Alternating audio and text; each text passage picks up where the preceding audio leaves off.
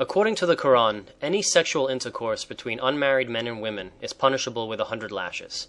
That makes prostitution against Sharia law, and yet they subscribe to it under a different name. Can you elaborate? First and foremost, I would like to point out to our listeners the following facts. 1. That in the Arabic language of Muhammad's time, the word nikah meant having sex, the sexual act, whether in the manner of rape or marriage. 2. The word mut'a is derived from tamattu', that is, to obtain pleasure from. Hence, the expression Nikah Al Mut'a is pleasurable sex, whether legal or illegal. Since the Quran prohibits out-of-wedlock sex as fornication, punishable by death in many cases, Muhammad solved the problem of his sexually frustrated male followers by legalizing having sex for a predetermined period between a man and a woman of easy virtue in what he euphemistically called temporary marriage. The word mut'a was more commonly used than other terms for temporary marriage during and after the lifetime of Muhammad.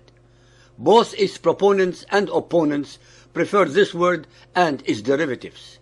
In books on jurisprudence, the terms mut'a and Nikah Al Munqati', discontinued marriage, and Nikah Al Muwaqqat, temporary marriage, istimta', having pleasure, and the related word of tamattu', pleasure, are all employed. The scholars, both Sunni and Shia, agree that mut'a was permitted at the beginning of Islam. However, they disagree as to the reasons it was permitted. In the chapter titled Women, Al-Nisa, after listing those women to whom marriage is forbidden, the Quran states as follows.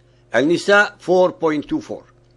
Lawful for you is what is beyond all that you may seek, using your wealth in wedlock and not in license. So those of them whom you enjoy, give them their appropriate wages. It is no fault in you in mutually agreeing after fulfillment of the wage. Allah is all-knowing, all-wise. All Shia scholars and many Sunni scholars hold that this verse, especially the words, such women as you enjoy, istamta'tum, refers to the permissibility of mut'a. The Shia present several other arguments to prove this point. This particular verse was allegedly revealed towards the beginning of Muhammad's stay in Medina. By the revelation of this verse, the temporary marriage became a legal custom in Medina and was looked upon as one kind of marriage and was referred to by the term istamta'a, the same word employed in the Quranic verse, even though the literal meaning of the word is to seek benefit or to take enjoyment. Hence, the meaning of the Quranic verse must be understood in terms of the conventional usage of the time. For, as is well known in the science of Quranic commentary and Islamic jurisprudence, the Quran follows the conventional usage of the people in all edicts and legal prescriptions.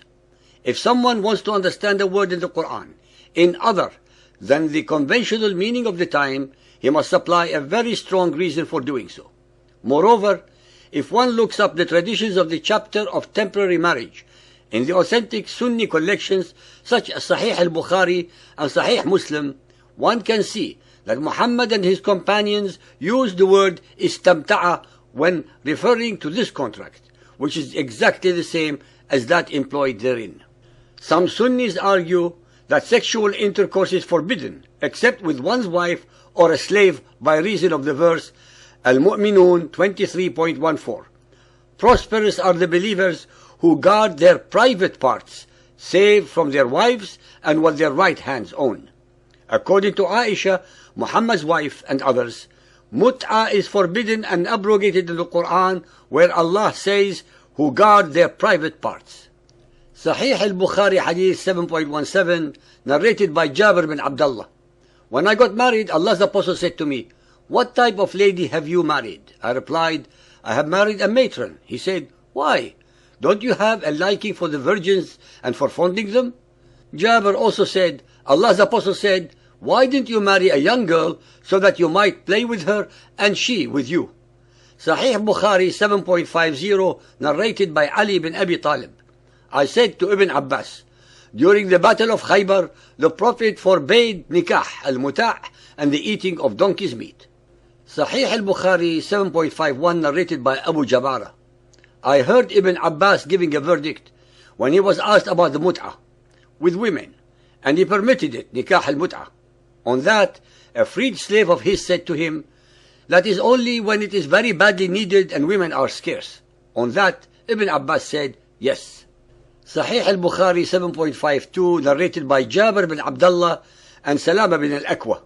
While we were in an army, Allah's Apostle came to us and said, you have been allowed to do the mut'ah marriage, so do it. Salama bin al-Aqwa said, Allah's Apostle said, if a man and a woman agree to marry temporarily, their marriage should last for 3 nights. And if they like to continue, they can do so. And if they want to separate, they can do so. I do not know whether that was only for us or for all of the people in general. Abu Abdullah al-Bukhari said, Ali made it clear that the Prophet said, the mut'ah marriage has been cancelled, made unlawful. Ladies and gentlemen, believers and unbelievers, contrary to all of the above contortions of logic, as well as the different and contradictory interpretations of a few verses of the Quran and the bending to suit of morality, Nikah Al Mut'a is actually a legalized and sanctified form of prostitution, since in reality it has the following characteristics. 1. A mutually agreed fee between the woman and the client. 2. A mutually agreed period of time. 3. No witnesses are needed to the agreement. 4. The woman is not a wife and has no legal financial claims on the man, accepting her agreed fee. 5.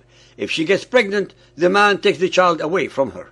6. She has no right to inheritance. 7. He can break the agreement before the consented time. I leave it to you all to make your own conclusions that I hope very much that you will use in your comments.